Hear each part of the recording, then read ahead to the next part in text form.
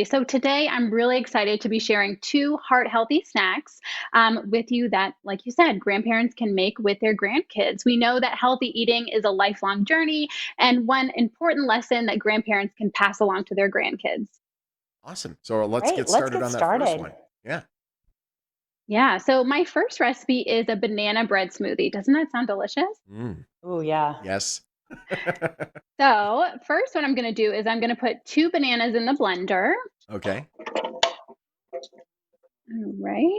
And then we're going to do half a cup of milk. I'm using fat free milk, but you can use whatever milk you have at home, soy milk, lactose free milk, Awesome. anything would work. It does sound delicious, and to the point where I wish I was there to actually try it out. This is I going to be torture. know. All right, keep I'm going. I totally know. drooling already. And then I'm using 2 tablespoons of old fashioned oats, but you could use quick cooking oats as well. Hmm. And then a fourth a cup of plain yogurt. Again, you can use any type of yogurt that you have at home. Hmm. And then 2 teaspoons of maple syrup. Again, you could use maybe honey or any other type of liquid syrup or sweetener would work in this recipe. And then 1 teaspoon of vanilla extract, Mm, a yum. fourth a teaspoon of cinnamon, giving you that nice fall flavor. Hmm. And then 1 tablespoon of pecans, but you could use walnuts or any other type of nut or seed that you have at home. And then finally, 1.5 cups of crushed ice. Okay. Ooh. All right. There it is. So it's going to be loud. Everyone batten down the This hatches. is Anyone with a this is subwoofer right exciting. now, this is going to get crazy. Here we go. Go for it, All Roxana. right. Oh, there it is. She opted for, that's a Vitamix. I'm pretty sure that's a Vitamix. That's no joke. Is it? Yeah, that's a high-powered machine right there. That thing, that could take off a Learjet. That's the Tesla of blenders. It really is. There we go. All right. I think it is smooth. So there you have it. That's a banana bread smoothie for you. Oh, I love that. Oh, Look will you at that. taste it for Oh, us? I'm please kind of taste. jealous. Have some of that. And also, these are friendly for the Mm, budget as well, aren't they? Absolutely. Yeah. They definitely did not cost too much at all. And I always encourage my patients to, buy in season. So don't be purchasing summer produce, but instead buy things that are in season, like apples or bananas Yeah. or citrus fruits. mhm. That will definitely save you some pennies too. Hmm. Awesome. We want to move on to your second recipe so we have time. What I loved about that banana smoothie too, I'm starting to pay a little more attention to sugar, Roxana, and I noticed that Mhm. you use maple syrup instead of straight out, cane sugar, and also there's so much Mhm. sweetness in the banana as well.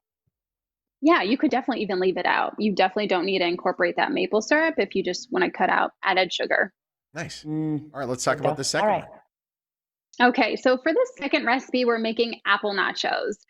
So first, I mix together my toppings. And what I have right here is a third a cup of cranberries, or you could use raisins, a fourth a cup of flavored almonds, and then 2 tablespoons of sunflower seeds. Again, if you don't have any of these at home, you could always swap it out for something else. Okay.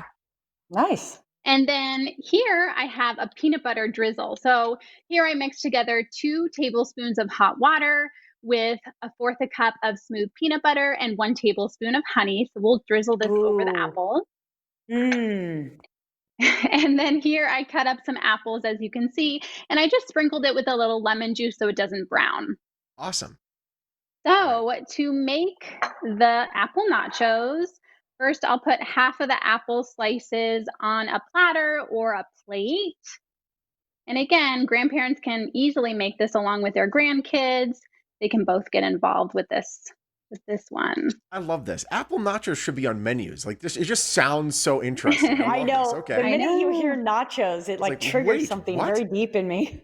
I know. All right, nice little Okay, layer so now there. that you put half the apples on it, you can sprinkle the topping. And then we can't forget about the peanut butter drizzle. You know what? Props to you, Roxana, because there are so many people that they'll Mm, put, like, for real nachos, they'll mm. put all the chips down and then they'll do the cheese. And that's not the way you do it. You got to do it in layers, and you're doing it the right way. Oh, that's Yeah. interesting. And Yeah. then you can repeat the same steps, but I'll just show you how it looks. Oh, Oh, man. look at that. How nice We does that love look? this. So cool. And the kids will love making that. That's a really, really fun thing that you